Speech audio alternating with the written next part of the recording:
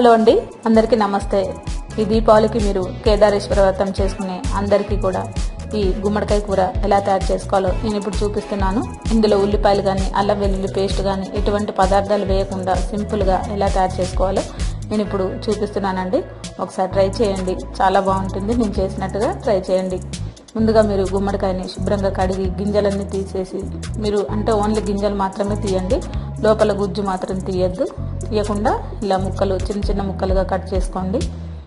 మీరు కావాలంటే మరి కొంత పెద్ద సైజు ముక్కలు కూడా కట్ చేసుకొని పెట్టేసుకోవచ్చండి. ఇలా మీరు గుమ్మడికాయని ముక్కలుగా కట్ చేసిన తర్వాత కళాయి వేడి చేసుకొని అందులో ఒక 2-3 స్పూన్లు ఆయిల్ వేసుకోండి. అలాగే జీలకర్ర ఒక 1/2 స్పూన్ వేసుకోండి. అలాగే పచ్చిమిర్చి ఒక 5-6 కట్ చేసి వేసేసుకోండి. కొద్దిగా కారం ఎక్కువ తినేవాళ్ళు మరి కొంత కూడా వేసుకోవచ్చండి.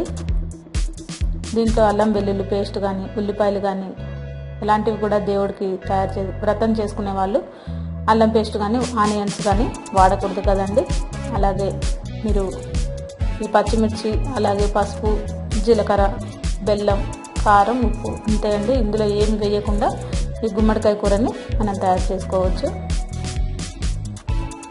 ఇప్పుడు మనం కట్ చేసి పెట్టుకున్న గుమ్మడికాయ ముక్కల్ని దీంట్లో వేసేసుకొని దాదాపు ఒక 15 నిమిషాలు లో ఫ్లేమ్లో పెట్టుకొని ఉడికించుకోవాలండి. ఈ ముక్కలు బాగా ఉడకాలన్నమాట, లేదంటే మనకి గట్టిగా ఉండిపోతాయన్నమాట ముక్కలు అన్నవి. మీరు తప్పకుండా ఎలాంటి వాటర్ వేయకుండా మీరు అలాగే ఒక 15 నిమిషాల పాటు మూత పెట్టేసి ఆవిరికి ఉడికిస్తే అవే ఉడుకుతాయి. దీంట్లో ఎక్కువ శాతం వాటర్ కూడా ఉంటుంది కాబట్టి మనం నీళ్లు వేయాల్సిన అవసరం లేదండి. మూత పెట్టేసి దాదాపు ఒక 15 నిమిషాల పాటు అలాగే ఉంచేయండి.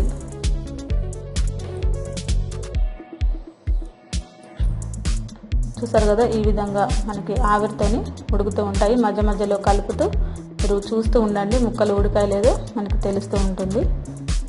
ఇంకా మనకి ఉడకలేదండి, మీరు మరొకసారి మూత పెట్టేసి ముక్కలన్నీ కూడా కొంచెం గుజ్జులాగా మనకి చక్కగా తయారవుతాయి అన్నమాట.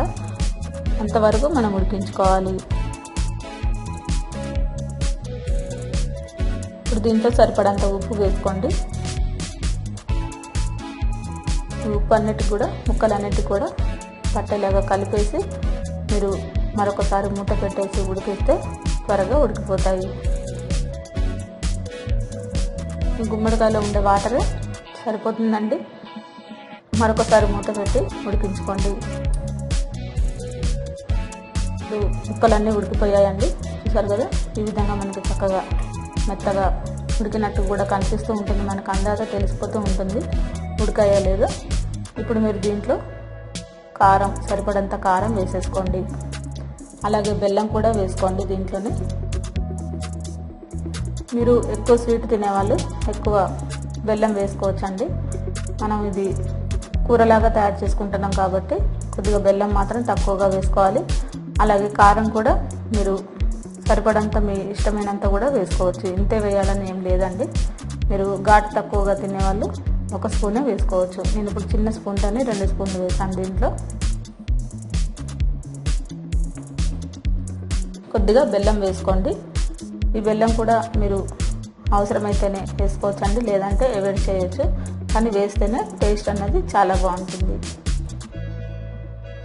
చూసారు కదా, ఈ విధంగా మనకి గుజ్జులాగా చక్కగా మీగడలాగా తయారైపోయింది కూర.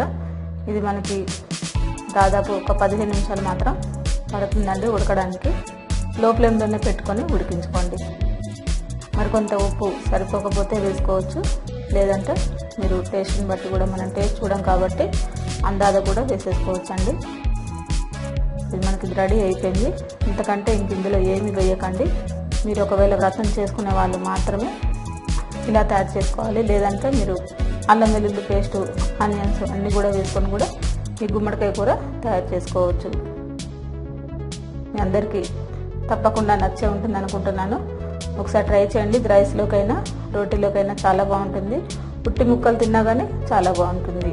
ఓకేనా ఫ్రెండ్స్, మీ అందరికీ నచ్చినట్లయితే తప్పకుండా లైక్ చేయండి, షేర్ చేయండి, సబ్స్క్రైబ్ చేయండి. అందరికీ వెరీ వెరీ థ్యాంక్ యూ అండి.